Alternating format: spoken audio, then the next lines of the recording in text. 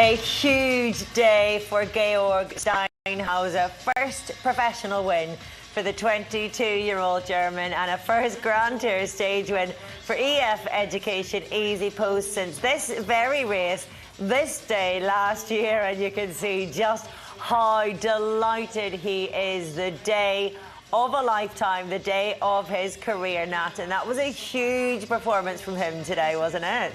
Yeah, hats off to him. I mean, all I can say is greatest respect, because he didn't wait in the bunch. He didn't wait until the last moment, but he took the bull by the horns and attacked from quite far out. And yeah, he made it happen. So all credits to his and his DS in the team car. And he's been working to make it happen all through this race. He has been ballsy, Dan, hasn't he? He's kind of arrived at a stage win announced, hasn't he, in some ways, in that we've seen the potential he showed in the earlier part of the race. And we'd also heard, of course, in JV when he was in it, the CEO of that team, to sort of say how much fatigue resistance Georg Steinhauser has as an athlete. And to explain that, you know, if you set everybody off on a mountain time trial on day one, the result's going to be very different to a long mountain stage deep into the third week. He has that resistance that allows him to have pretty much the same amount of power after 17 stages as he would when he was completely fresh. And I think we saw that today.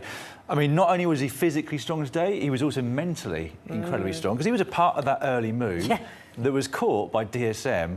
Normally, your attitude at that point is, well, I've given it my best shot. We've been caught through some dodgy tactics, by the way. We'll get to that. To then sort of say, well, it's slowed down. I might give it another nudge here, and then go up the road, get up the road by that sort of distance and that time, enough to take the stage win. Like I said, that guy's physically strong, but also incredibly mentally strong. And he comes from a family who know all about this sport. Of course, we've had a lot of time to hear about his family background over the course of this Giro D'Italia, not just today, but a nephew of Jan Ulrich, his dad, Tobias, a professional cyclist as well. And as we know by now, he insisted that his son completed a metalwork apprenticeship before he was allowed to turn professional, because this sport really doesn't offer you very much. Well, today, Daddy, he did it. Yeah, well, he won't need that certificate that he's got. And I was trying to think of some sort of quip to do with metalwork, but I know nothing about it, so I got absolutely doesn't usually stop you, Robbie. No. Went for gold and come up 10. Is that it? That's what you got? That's it. Yeah, that really is it. I mean, what a ride. I mean, it's certainly, like you said, he's got the pedigree, and he's shown us throughout this race how strong he's been. And he's been in situations where he thought, well, they're a chance of winning the stage, and then, you know, got run down, got pogged. But today, he didn't. And it's refreshing for us to talk about a stage winner that's not Tadej Pogačar.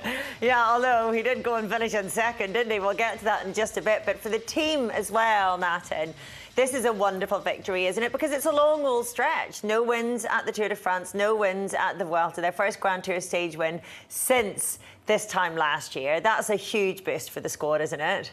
No, of course, and I hope it also gives morale to the other riders in the team. I think they were quite close with the stage Benjamin Thomas won. So, yeah. They were already showing